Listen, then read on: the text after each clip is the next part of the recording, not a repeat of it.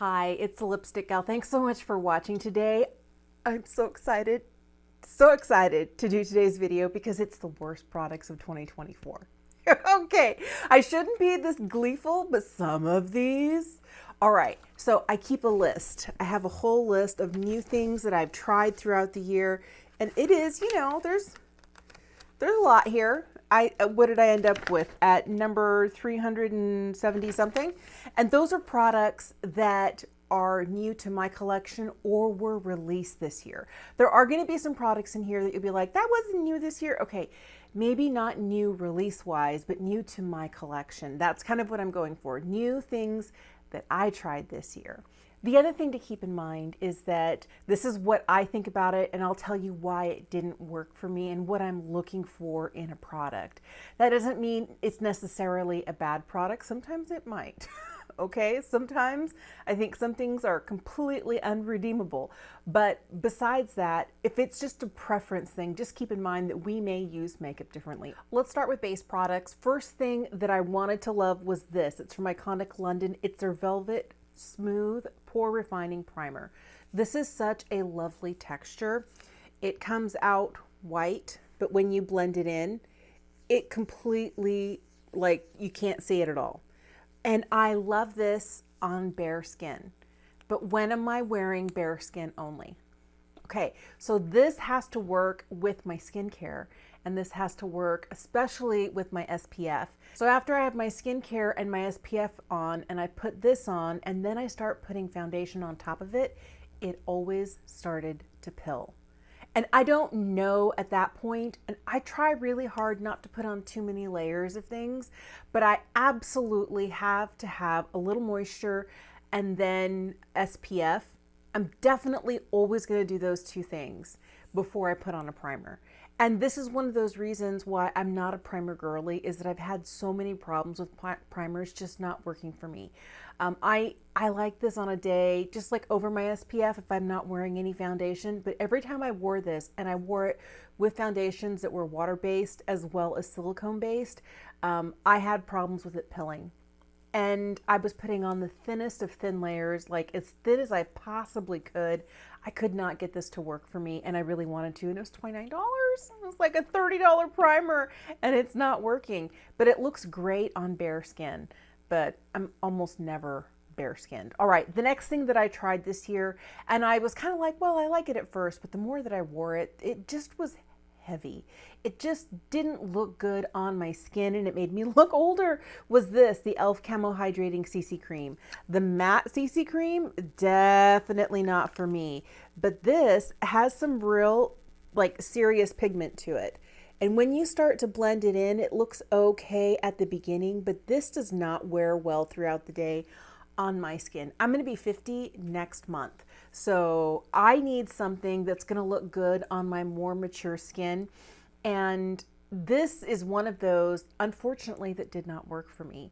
I don't think there's anything wrong with it. I really want to love the line of products from e.l.f. I feel like e.l.f. has some really great products at a drugstore price. This is one of them, but I feel like this is for a younger audience or for someone who doesn't have the type of skin that I have. I have combo skin. I find the older I get, the more dryness I have, but it's mostly combo oily. I have a lot of oils around the nose area. But what's interesting is when I wore this, it would break up a little bit in this area, but then it would also cling to dry patches. And I didn't even know I had any dry patches. So for me, this was just one of those foundations, CC creams, if you will, that showed every single flaw that I had. It worked best with a damp beauty sponge, but I don't want to have to work too hard to make something work for me, so this was a dud. There were a couple of powders in here that for me just weren't worth the cash. Are they bad? No. Are they stellar and amazing? No. And remember, I'm looking at this through the lens of somebody who is like midlife. I'm a 50-year-old woman, and it needs to work well under my eyes, all over my skin, not make me look powdery, sit beautifully. Like, I have a really high criteria when it comes to powder. So the first powder that I tried this year that I really wanted to love and is just okay, and I don't feel is worth the price, is this one from Rare Beauty. This is their Tinted Fresh Finishing Powder. All right. tinted pressed, sorry. They're tinted pressed finishing powder. I had the lightest shade in porcelain. And to me, it still feels like it's just a hair dark for my skin. Can I make it work? Yeah. I don't want to have to make it work. I wish there was a shade just a little bit lighter. But the problem that I had with this is that it made me look like I was 150 under the eyes. You put this under the eyes and it just brings all your like sins to the forefront. You didn't get enough sleep last night? Oh, so sorry. Or you're aging and you're trying to age gracefully? Not with this powder. This looked okay on the rest of my face and I still use it, but it's not one that I want to reach for. It's one that I feel like I have to finish and get rid of it. Maybe I'll just give it to one of my kids because I think they would like this powder more than I do.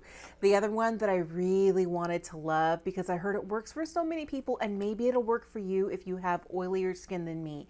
The older I get, the less oily I am. I mean, I'm still oily in the nose area in the summertime. It's like an oil slick. But I didn't try this until fall. And I think that might have been my problem. But it's the new Tower 28 powder. This is the Get Set translucent powder. And I got the lightest shade. It's basically white. I liked that when I put this on, it didn't end up looking white on my skin, but this also brought out all the texture underneath my eyes. I didn't, like my foundation went on, my foundation looked great. And then as I started putting this powder on to set, especially around my nose, I was like, wait, I have flaky spots around my nose? This was catching every single imperfection. So if you are better at exfoliating, and I exfoliate once a week, it's not as if I haven't exfoliated in 4 months or something. If you're better at exfoliating than I am, if you have maybe younger skin, if you're not 50, if you don't have a lot of texture under your eyes, you might really like this. Or if you have a more oily skin type, this might be perfect for you because they kind of market this as setting spray, but in powder form. And I was like, oh, okay. So any powder should set your makeup, but they're claiming that this has just a little bit more longevity. I found that it was okay on the face, not good on my nose, and horrible under the eyes. Just made me look ancient. Let's talk about a couple of things that I returned and I no longer have. These are from NYX. These are the Pro Fix sticks. I had both the correcting shade in pink and the concealer shade in light. No, I guess it was pale. So I tried both of these and these did what I'm always hoping something won't do, which is add texture to my under eyes. It settled in the creases in my under eyes. I know that some people really love these and they work really well for them. It just made me look older. It settled into those lines that I have and it made those fine lines look like the Grand Canyon. So it was not good, especially layering a corrector and then on top of that a concealer. And I felt like the texture was different between the corrector and the concealer. I could probably make the corrector work, but I'd have to work hard. But the concealer, when you had 2 layers, it was just like a no-go. So those two were really bad. Something else that I don't have in front of me but falls into the highlight category. And this one really bummed me out because I wanted to love this. And I think this is a case of doesn't work on mature skin. It's from Natasha Denona. It was the High Gen Glow Beautifier. It was the highlight. And it was beautiful. Like if you were to swatch it, like on your finger, it was glowy, it was gorgeous, and put it on your hand and it looked really nice. But if you looked really close, you'd start to see some texture. You do that right here with that really glowy, like sort of highlight. Oh my goodness. All it did was make me look wrinkled and dry, wrinkled and dry, wrinkled and dry. And I was like, no, I did not sign up for this. I want to look glowy and beautiful. I want to look youthful. I don't want to look dry. And it did nothing for my mature skin. And it made me look older. Again, one of those that instead of looking 50, I looked like I was 150. And I am not about that lifestyle. So she had to go back to the store. Other highlights, let me start with the one that is the least expensive that I have here with me still is this one from About Face. This is their reflective liquid, and this is Roses in the Wall. I love the color. The color is so pretty. It has one of these giant doe foots. And if you're not wearing makeup, okay, fine. But the problem I had with this, it is so emollient that it goes straight through whether you've set or not set your face. And normally with this, I would not put powder down. I would use this on top of a cream or a liquid bronzer and blush. And guess what? This ate through everything. And then there's not enough glow there really to make it worth it. You know, once you start blending it, it's like, hey, where did you go? So I need a little bit of bling, a little bit of shine. I don't need a ton. I need a little bit more than this is offering. And this also, because it's just so emollient, it eats straight down to bare skin. And I don't like that at all. Here's one I had another problem with. This is from Surratt. This right here is the Artistique Liquid Highlight. I had the shade Lame. And first of all, okay, you see how much I'm clicking it and we're not getting any product. Oh, no, for like a $40, I don't know what's going on here. So let's see if we can get anything to come up. I also don't like, oh, there we go. Finally, that was a lot of clicking. I also don't like this little foam applicator. Okay, fine. I have it right here. It's pretty, but this did the same thing than the one from About Face did, was it lifted everything. Sometimes I'd put like some of this on the back of my hand like this, and then I'd take it and I'd tap it on my face, and I dare not do that now because, and it could be that I'm not a makeup artist and I don't know how to get this to work for me. I mean, the glow from it is really pretty, but it just ate through everything. I tried it with a damp sponge. I tried it with my fingers. I tried it with a brush, and it just, I don't know, I could never get it to work. And it was such a letdown for me. I really wanted to love it, but I also absolutely despise the packaging, that click up and then the foam applicator. Bleh, no. This year, Lancome came out with one of the best bronzers I have ever tried, but they also at the same time released a new highlight. They have this new packaging, which I really like. This is the CE Skin Transforming Highlighter, as in vitamin C and vitamin E. And this is the lightest shade. It actually looks so pretty until you put it on. And on mature skin, no thank you. No thank you. All it does is show every single line. It looks dry. It looks powdery. I wanted to love this. I actually ordered this from Selfridges in London. And that's because I couldn't find it anywhere here in the States. And I keep looking to see if they are, and I think they know that it was not a hit. The bronzer, chef's kiss, beautiful. One of the best things I tried this year. This highlight, so sad. Okay, another highlight that was really bad. And I don't have it anymore because I returned it, but I have its sister, and it's the one from Patrick Ta. This right here is called the Major Glow Cream and Powder Highlight Reflecting Highlighter Duo. Light Reflecting Highlighter Duo. It's a lot in there. And the one that I had that was a problem was Sugar, because this right here was not a powder. It was squishy. It was weird. This one here is not bad. This is called My Love. And this balm is really pretty. I tend to like a balm. I tend to like, you know, like the highlight. And what I normally do is balm first.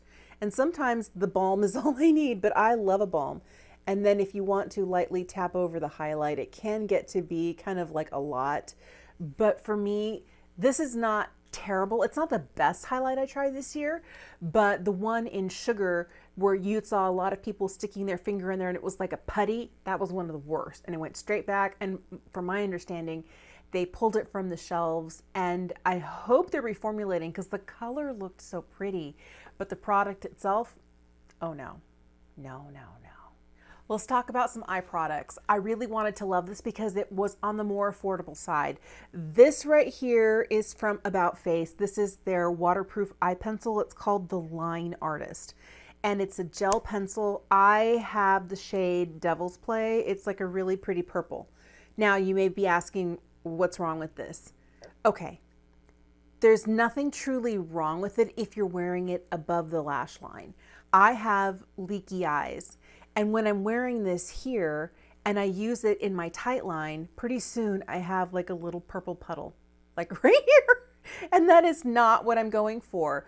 When it talks about being long wear gel eyeliner, I'm really expecting long wear. Now, once it dries, if you have eyes that aren't, if you're not dealing with allergies, and I'm not dealing with allergies, I don't know, the older I get, the more my eyes just water for no reason at all. Maybe I'm having an emotional moment inside that I'm not connecting with and I'm crying out of the corners of my eyes. But once this is on, look, she's set. She's great. And so that's what I was expecting. It was fine until I got to right here. And if I used any of it in my waterline, game over. Didn't stay where I put it. And pretty soon I had a little puddle of purple here. I love the color, so I still wear it, but I wear it only exclusively above the lash line. And then I make sure to take it out and up and not just leave it down here in the corner. Otherwise, I'm asking for disaster. Something else that to me didn't make sense, and I tried to love it, was this. This is from Jones Road. I have a whole Jones Road video. I have a whole one from About Face. So let me link the About Face one for you in the description bar down below, as well as the Jones Road. I tried a lot of stuff from their brand and I liked it. This one didn't make sense to me. This one right here is simply called the Brow Pencil. Now, it's kind of hard to see, but if you're looking at the very tip of this pencil, there are fibers in it, and I love that. I thought that this was going to be great, but it's so chubby. Even when you sharpen it, it's so chubby. There is no precision with this. And I guess maybe it's less the pencil being a product, it's personal preference. I have really been leaning in towards things that are like a nano pencil, like the 1mm nano pencil from CoverGirl, or the 0.8 definer pencil from Benefit. I've been loving really small, really precise things for brow application, and Little Miss Chunky Monkey here, I was like, wait, really? It did an okay job, but if you don't mind people seeing that you have visible pencil lines on the skin underneath your brows, I'm not going for that. I want it to look more like I have hair strokes, because it's still pencil, but it looks like individual strokes of hair. This looks more like a block brow. And if that doesn't bother you, this is actually not a bad pencil, and it goes really fast because it's a fat, chubby pencil. But this is not the sort of brow that I was aspiring to have this year. So yeah, it's not a bad product. And the other thing was, it didn't wear as well as I wanted. I could wipe it off with like no effort. Oh, this made me so sad. This is one of the most beautiful eyeshadows I have in my collection. This right here is from Half Magic. This is their eyeshadow single in Wet Pebble. Okay, I mean, look, she's so pretty, so creamy and emollient, and look at that shine. I mean, I just want to eat it. It's so beautiful. And when you put it on, it's so great. But do you see how instantly you can see more texture on my hand?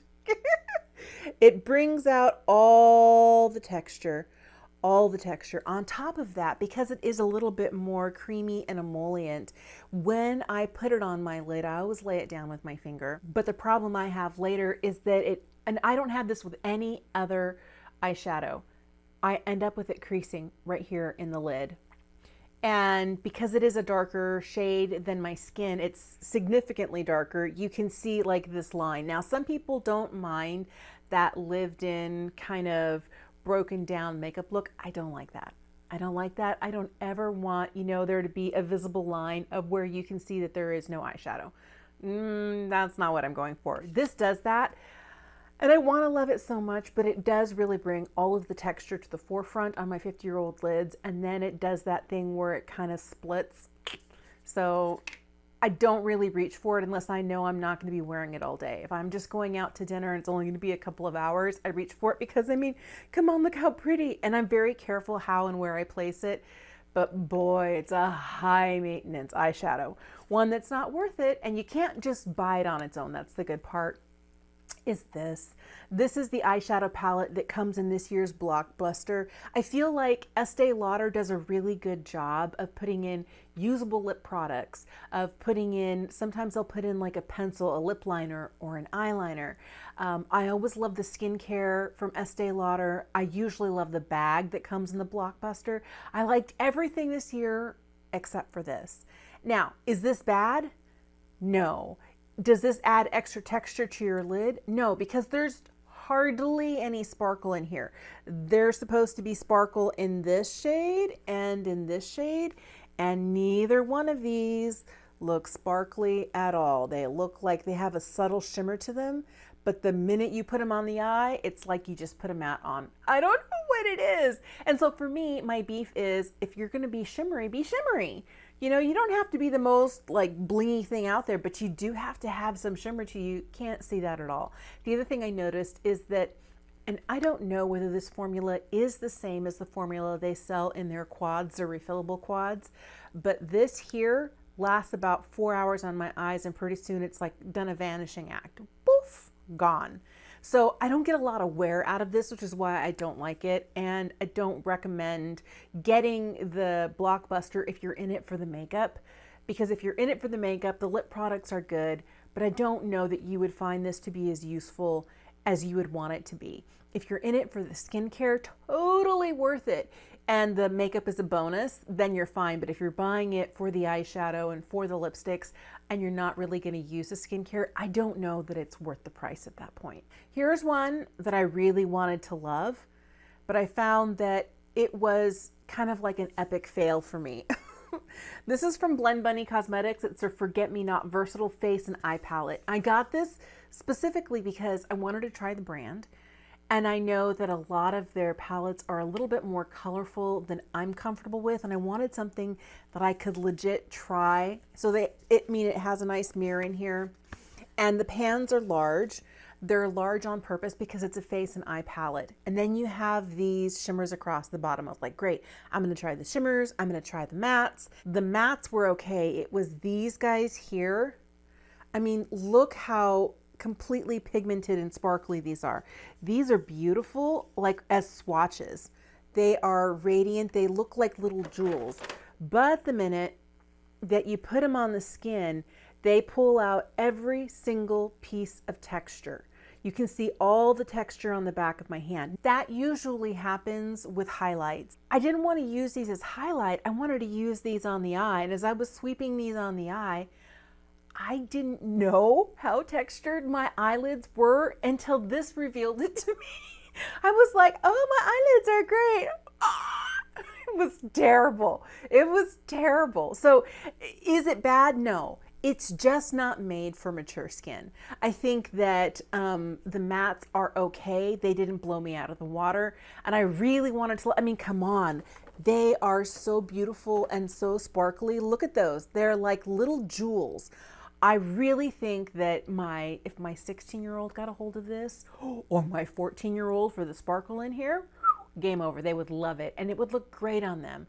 But I definitely feel like if you're trying to stay away from things that bring texture to the lids, the mattes were just okay, and the shimmers were an epic fail from a 50-year-old perspective. Last couple of things I don't have in front of me because I got rid of them. This year, Sydney Grace released new body products. They released like a beard balm for men and a hair pomade and a bath body bar and what was it called? A body conditioner. I tried some stuff for myself, and I bought some stuff for my husband to try. And we both were of the opinion that the scents were so bad that it wasn't worth even trying to use them up. Like my husband, he is extremely frugal. Tight would be a better word for him. He does not waste at all. And I finally had to convince him that it was okay to get rid of both the beard balm and the pomade, because he was like, oh, they just smell terrible. He did say that the pomade, the hair pomade, like if you don't want your hair to move, it won't move. That stuff is like, that's great. But you still, if you're going to work in a scent, it has to be a scent that smells good. And these smelled very chemically, and they smelled like the ingredients were a little bit off. And I don't know whether it was ingredients that were off or just the scent that they put in there. I found the same thing where the scent was kind of okay, but it just didn't smell good enough for me to want to use it. And I didn't really like the textures of the body products because I had the body conditioner and the body bar, and neither of those worked for me. So that's it. All right, those were the worst products that I tried this year. I would love to know what you tried and what you were like, oh, I can't believe I spent money on that. Let me know in the comment section down below. Thank you so much for watching. Instead of linking all of these terrible products, you know what I'm going to do? I'll link what I have on my face for you. I love everything that I'm wearing today. I will link it for you in the description box down below. Thank you so much for watching. Have a fantastic day, and I will see you again soon.